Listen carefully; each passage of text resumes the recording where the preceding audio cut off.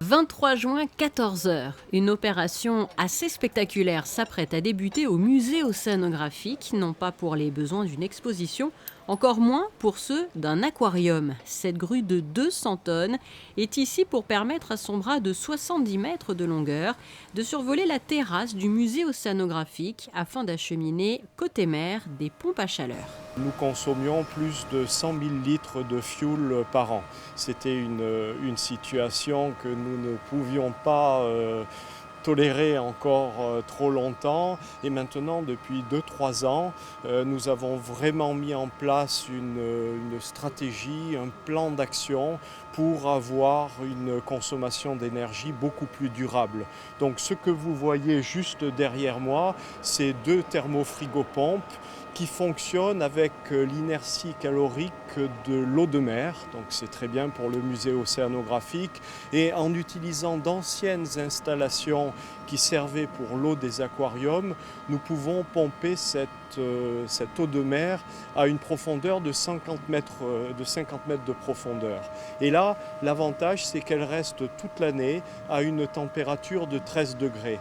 Donc vous imaginez bien que lorsque nous sommes comme maintenant au mois de juin ou bientôt juillet ou août, cette eau de mer va beaucoup nous aider à produire de la fraîcheur. Une installation qui s'inscrit sur la liste des actions liées aux engagements environnementaux initiés par le souverain et mise en place pour permettre une consommation d'énergie plus durable et moins polluante.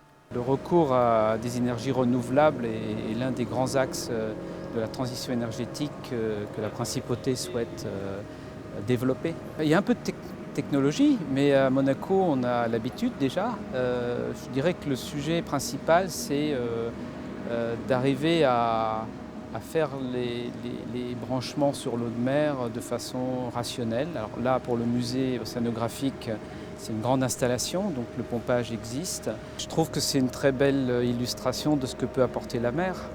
Au-delà d'un milieu de vie, c'est aussi une ressource d'énergie, puisqu'on utilise finalement la chaleur du soleil qui est stockée dans les océans.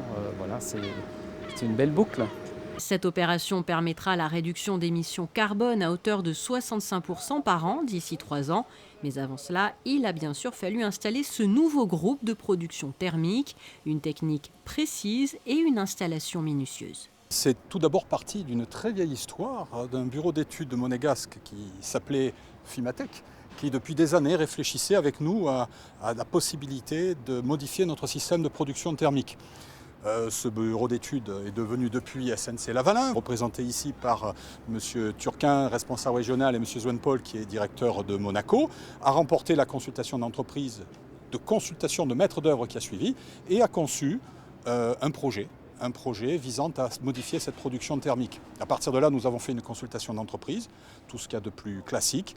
Cette consultation d'entreprise a été gagnée par l'entreprise monégasque C2S. Pour mettre en place ce générateur dans le rondeau, qui est de l'autre côté du bâtiment, sur la falaise, il a fallu effectivement réfléchir un petit peu, même beaucoup, avec le bureau d'études Lavalin qui est là, et Sylvain Pavesio qui en a assuré toute la direction de chez C2S, assuré surtout l'approvisionnement du matériel, outre le montage, la technique, tout ce qui touche à la technique, juste la partie montage et manutention qui était complexe.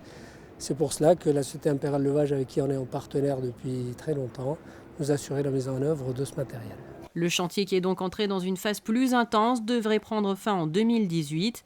L'ancien groupe, beaucoup plus énergivore, utilisait un fluide qui a été collecté et acheminé vers une société spécialisée afin d'être traité. Le groupe de production en lui-même a été de son côté confié à une entreprise de manière à être recyclé.